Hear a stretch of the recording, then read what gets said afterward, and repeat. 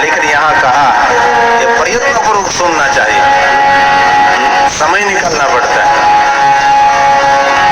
ये जो महादेव की कथा सुनते हैं ना, वो बड़ा भागी कहलाता है।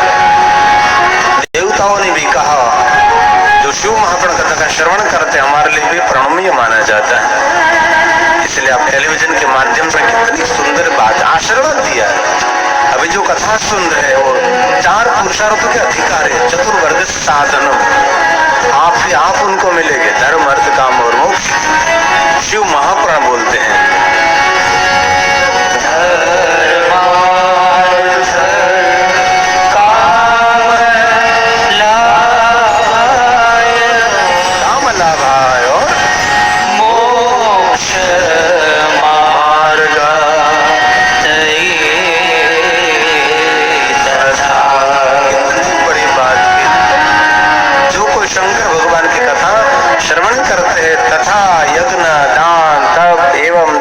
सेवा से जो फल प्राप्त होता है वह फल पुराण के श्रवण मात्र से पुरुष प्राप्त कर लेता है। कितनी बड़ी बात है। तथा मतलब आगे भी बोलते हैं ना, यज्ञ आगे श्लोक पूरक है। यज्ञ सब कुछ कथा श्रवण मात्र से मिलता है, इसलिए तथा से पूर्ण किया वहां, तथा यज्ञ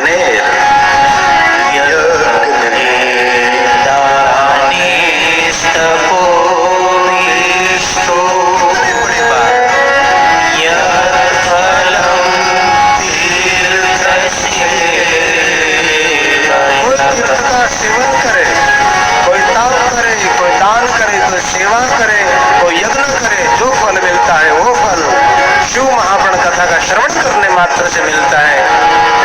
भगवान का वरदान है, शिव महापुराण का आशीर्वाद है, इस संत कुमारों की दिव्य वाणी है।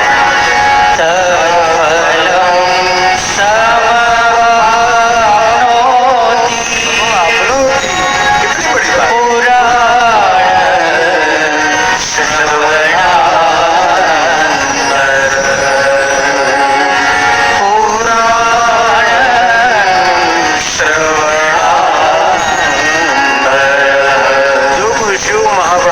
श्रवण करेंगे उनके लिए कहा है श्रवण मात्र, यज्ञ दान तप सेवा तीर्थ जो सत्कर्म पुण्य फल है, सभी पुण्य फल इस कथा श्रवण मात्र से धर्म अर्थ काम और मोक्ष आप उनके लिए बहुत सरल सुलभ हो जाते हैं।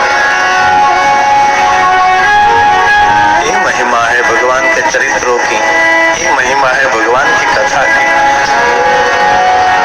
और एक बात हम दिल से कह सकते हैं कि भगवान शिव जैसे कोई उदार देव नहीं है, महादेव जैसे कोई दया सिंधु नहीं है, और भगवान शंकर को हम कहते हैं करुणा अवतार, करपूर गौरम करुणा अवतार, क्रोधावतार महादेव को नहीं कहा, करुणा अवतार कहा।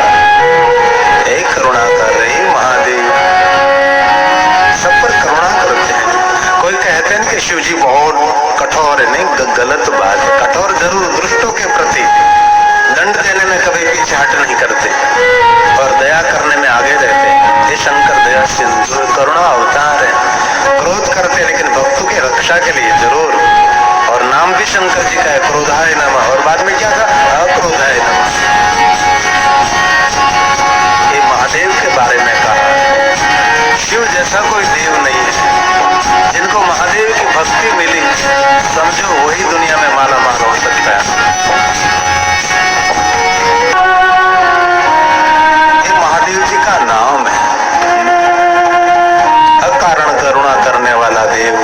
ये भगवान शिव है, भगवान महादेव है। जिनको महादेव की भक्ति मिली, समझो धन्य हो गया।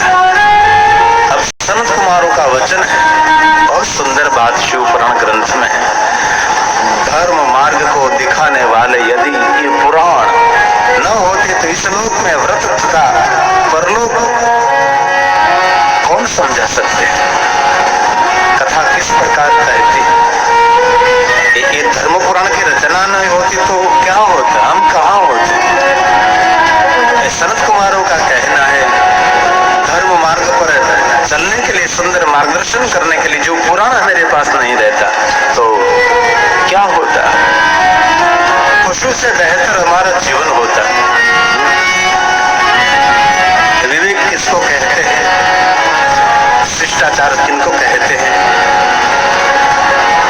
मर्यादा किनको कही जाती है, कैसे रहना चाहिए, कैसे जीवन में सहना चाहिए, ये सब कुछ पुराण की देन है।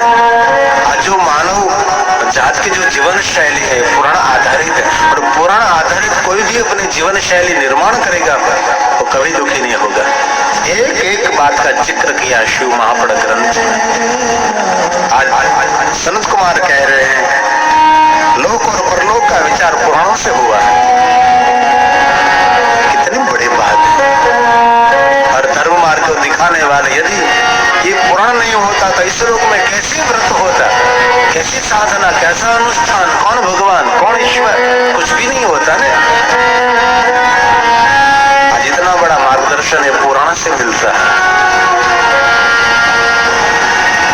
आज हम जो जीवन में अच्छी तरह से जी रहे तो पुराणों का ये वरदान है।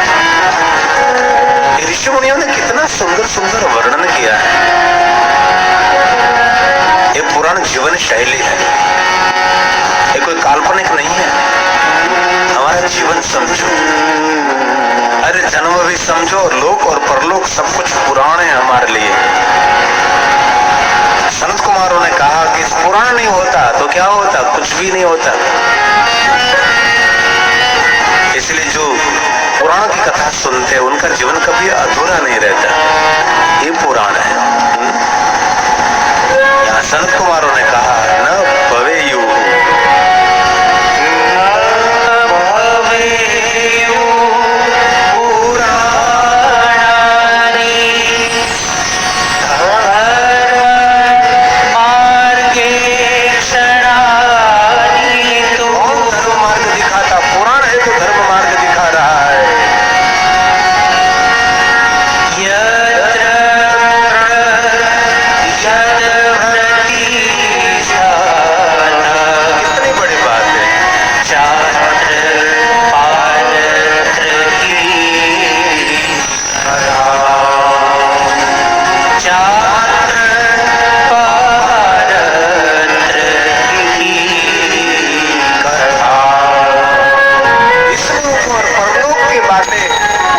सुनाने वाले हमारे पुराण है। इसलिए पुराण वेता, पुराण वक्ता उनको श्रेष्ठ मानना चाहिए। कितनी सुंदर भगवान की कथा आप तक पहुंचा रहे हैं।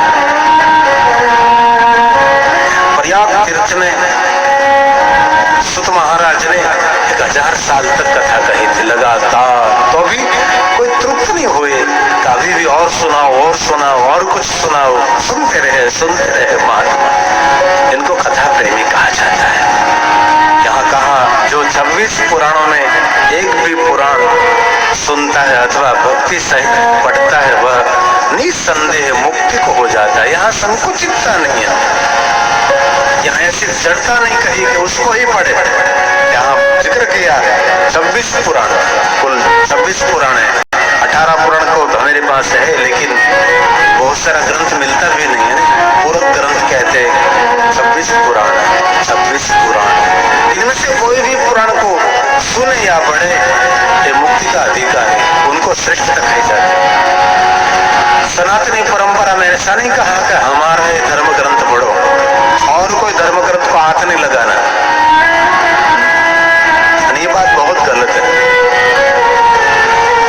बस इतने में ही रहना।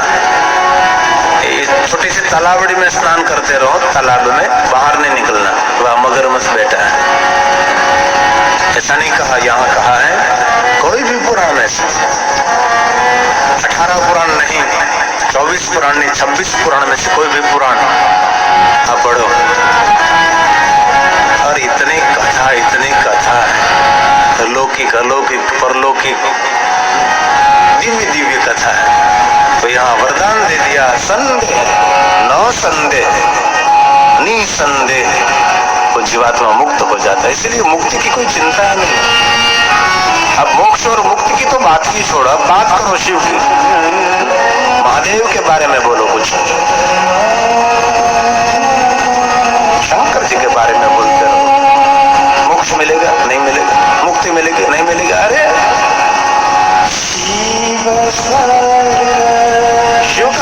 सुन लिया, मोक्ष मुक्ति के अधिकारी आप हैं।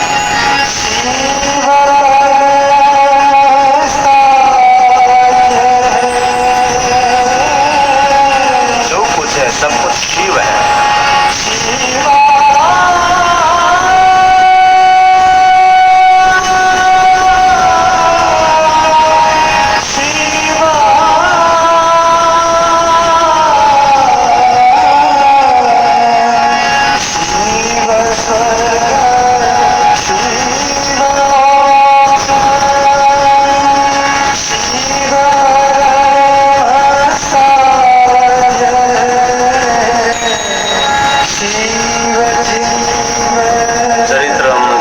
चरितम देव दिवस महादिवस्य परम परमुत उदार चरित्र।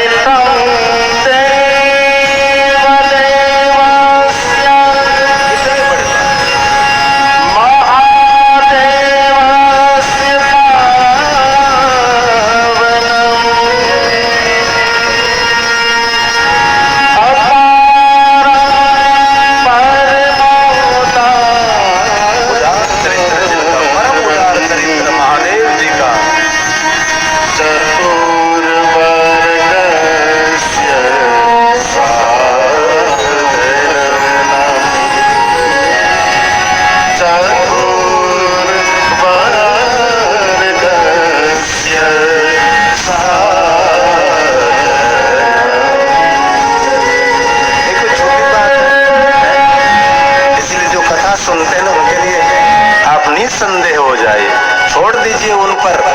ईश्वर जो करते वही सही होता है।